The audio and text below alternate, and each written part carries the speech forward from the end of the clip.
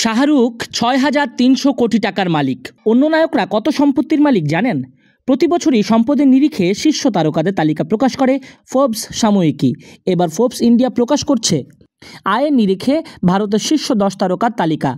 সেই তালিকায় এবছর ভারতের শীর্ষ ধনী তারকার নামের তালিকায় সবার ওপরে রয়েছেন বলিউড কিং শাহরুখ খান। ফোর্বস ইন্ডিয়ার প্রতিবেদন অনুযায়ী শাহরুখের সম্পত্তির পরিমাণ ৬,৩০০ কোটি রুপি।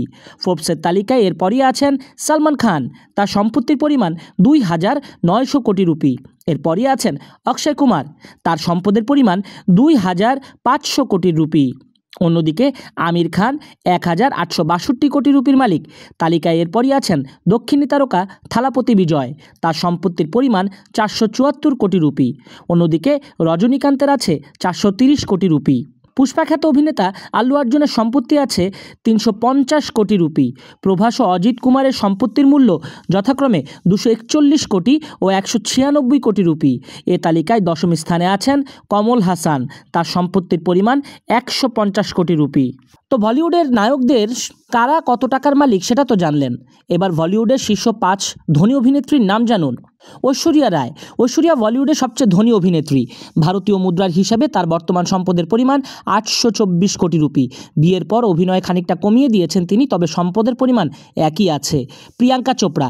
বিশ্বব্যাপী সমাদৃত নায়িকা প্রিয়াঙ্কা চোপড়া বিয়ে করেছেন মার্কিন গায়ক নিক জোনাসকে। বলিউডের বিখ্যাত অনেক ছবিতে কাজ করছেন প্রিয়াঙ্কা চোপড়া। বর্তমানে মার্কিন মুলুকে স্থায়ীভাবে বসবাসও করছেন তিনি। তার সম্পদের পরিমাণ ৫৭৭ কোটি ভারতীয় রুপি।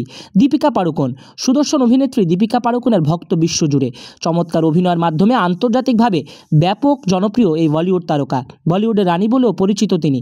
তার সম্পদের পরিমাণ ৩৩০ কোটি ভারতীয় রুপি। মাধুরী দীক্ষিত।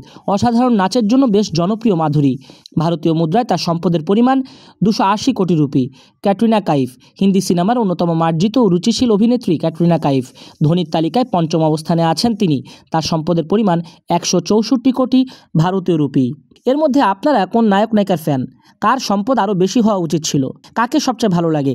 কার সিনেমা আপনার মনে দাগ কাটে? অবশ্যই জানিয়ে দিন কমেন্ট বক্সে। বাংলা মেট্রোর সাথেই থাকুন।